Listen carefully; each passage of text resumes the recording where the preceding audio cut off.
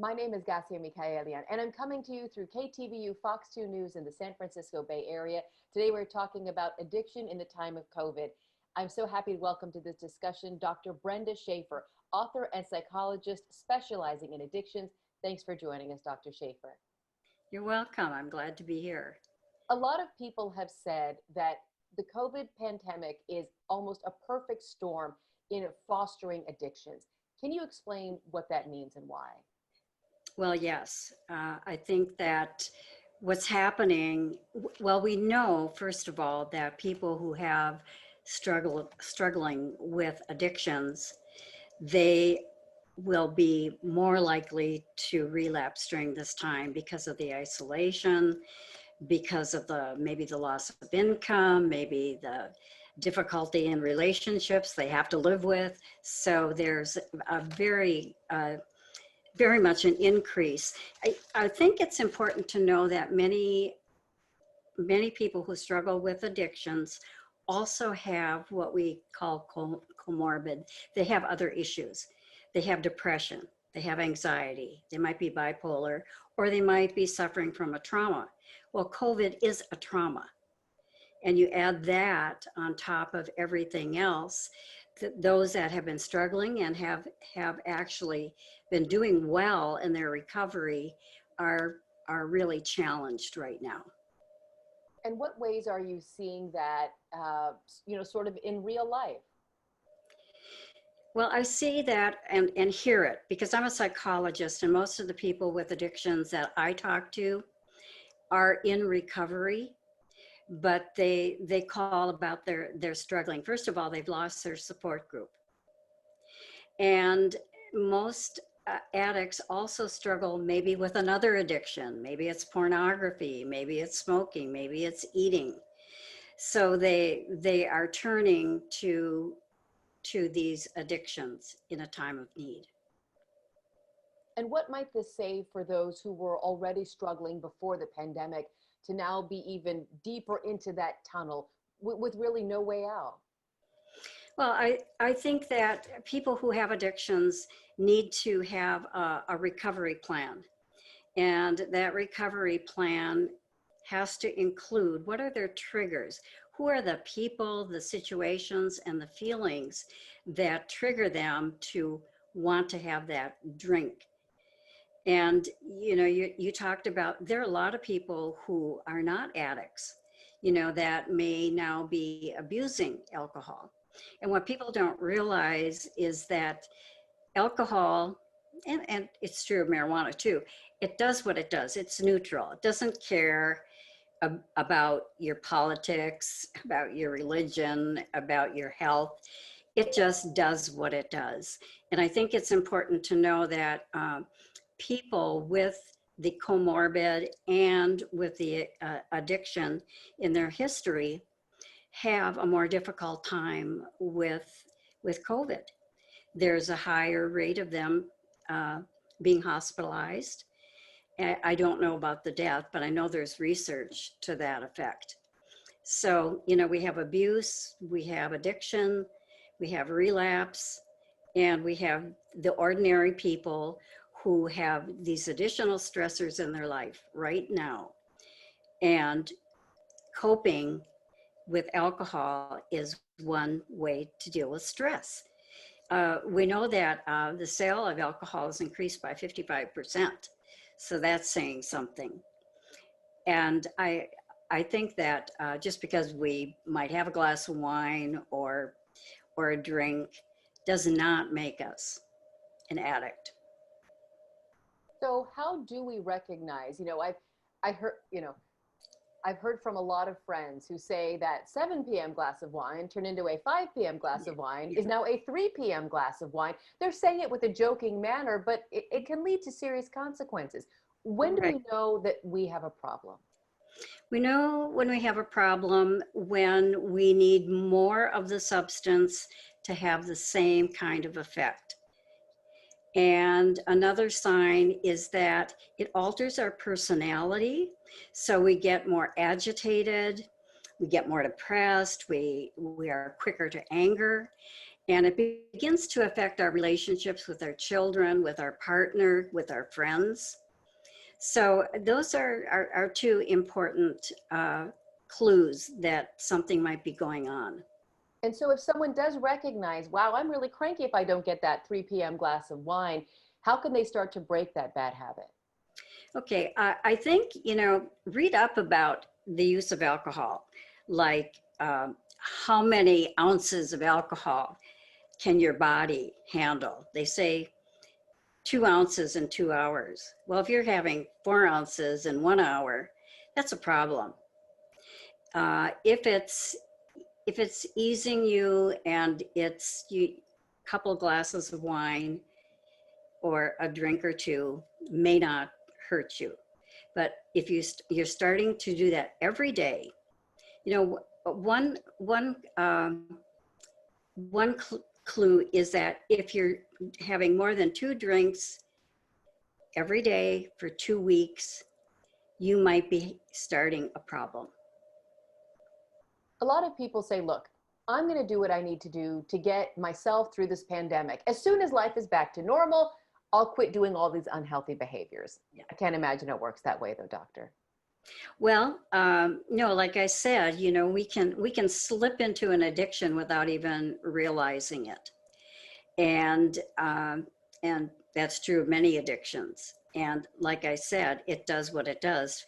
For you to say, well, I can stop the effect is like telling the sun to stop melting snow. It just does what it does. And it begins to control our body. So how do you tell someone who is starting to feel as though they might be addicted, let's say to alcohol, what can that person do instead in that moment of frustration or deep sadness or weakness that would normally cause them to reach for a drink? Well, I think, like I said before, they need to know what their triggers are. What is the thing?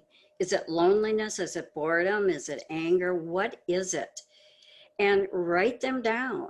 And then when they see this happening, and sometimes they pile on top of each other, are there other things I can do besides going for that glass of wine or that drink? And there are. And we need to really be creative in this time of COVID when we're stuck at home, or many are anyway, much of the time. What do? Self-care, looking for other outlets, maybe new hobbies. I think also the most important thing is we are humans and we need contact. Now, maybe we can't get our needs met from our children or our partner. Then we really need to reach out to friends and maybe even create or join some group or some class where you're meeting new people so that you're interacting, because I really think that, well, we do know that alcohol is related to people feeling irrelevant, people feeling lonely, sometimes just plain bored. When you say people feeling irrelevant, when you say people feeling irrelevant, people feeling lonely, people feeling bored, those three emotions almost define what the COVID-19 pandemic has been for so many people. Yes. It is so hard to fight against a force that is so much bigger than one individual, and it can lead to a sense of hopelessness.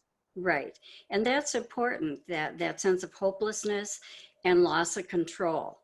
No one can control this. And that powerlessness is another drive to go for that extra drink or that extra glass of wine. Can you share some more of the little success stories you may have heard from people you've helped? Someone might, I recently started doing step aerobics to a little YouTube video. I haven't done step aerobics in probably 25 years. So are there things that you have found in the people you work with who've turned out to be sort of unexpected, happy little surprises? Well, I'm not quite sure what you mean by that, but I think the happy surprises, I also work a lot with relationships, and I think when people can, put aside a lot of their differences, and they're not able, well, some people are doing telehealth and doing therapy, but I think that some of the success stories are those couples who have been able to love each other more, look for the positives in their relationship. There's so much good, and there's so much we can do to develop some compassion, some caring, some kindness, first of all to ourselves and then to other people. And that's really what I teach people. Like if you've had a slip or you've even had a relapse, understand and forgive yourself. There's hope on the other side, and they know that. And those that succeed, they will then reach out. Maybe they have a sponsor, maybe they have a family friend, and they stay connected. I have one man right now who he actually comes from another country. So he goes online and does his 12-step in the other country with people that are like him. And he'll do it every day, or he'll call his sponsor every single day to stay sober. So that goes to that human connection that you talked about. It doesn't have to be face to face. It can be, Right. over thousands of miles. Right. Can you help those people who might be watching this and they themselves don't have a problem, but maybe now that they're spending all this extra time with their spouse or their maid or their adult child, they start to see things they wouldn't otherwise normally see, and they're thinking, I think I've spotted a problem. How do you approach someone you're worried about without immediately turning them off? Well, I think, again, you have to come from a place of compassion.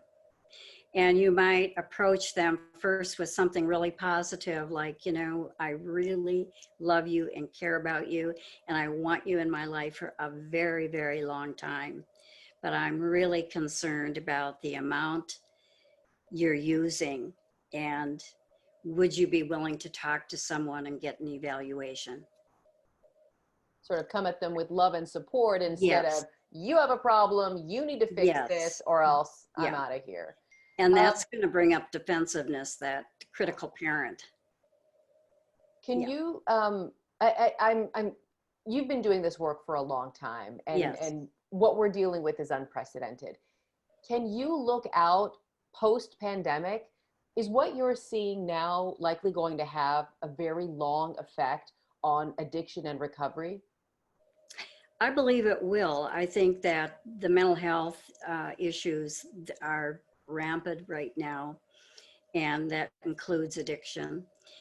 And will we have the resources? Will we be putting money in resources for treatment rather than somehow punishing these people for the problem? We look at it as an illness. And if people can realize that you cannot control alcohol or other drugs, they control you, and you need help. What do you think? I don't know, doctor, if you're on Instagram or on social media, but kind of going back to that 3 o'clock glass of wine, what do you think when you see people joking about, drinking every day, or joking about needing marijuana to go to sleep?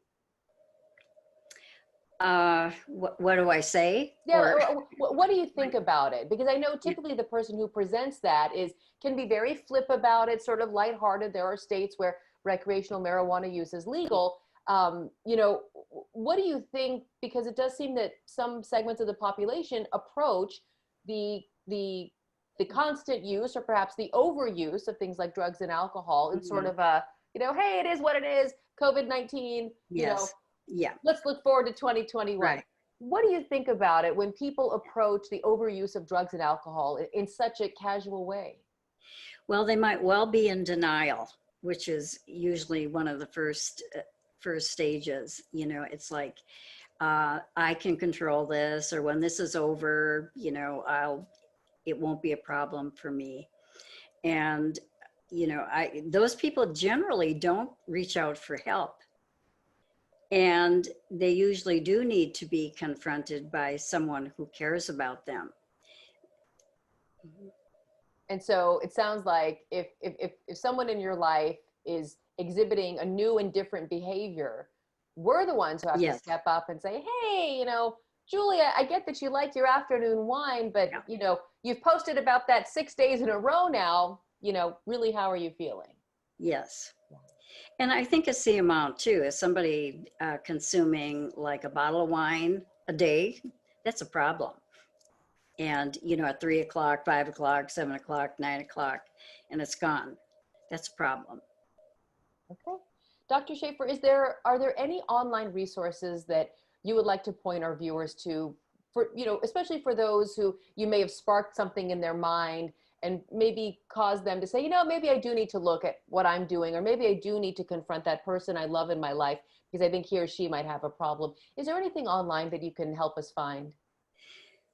Well, I don't know about just one resource, but there are many treatment centers and there are many hotlines in every city.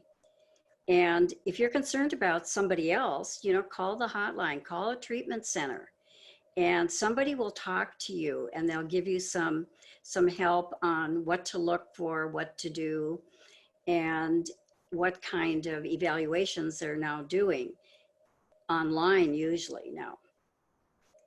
Good to know. Dr. Brenda Schaeffer, author and psychologist specializing in addiction. Thank you so much for your time today, doctor. You're welcome.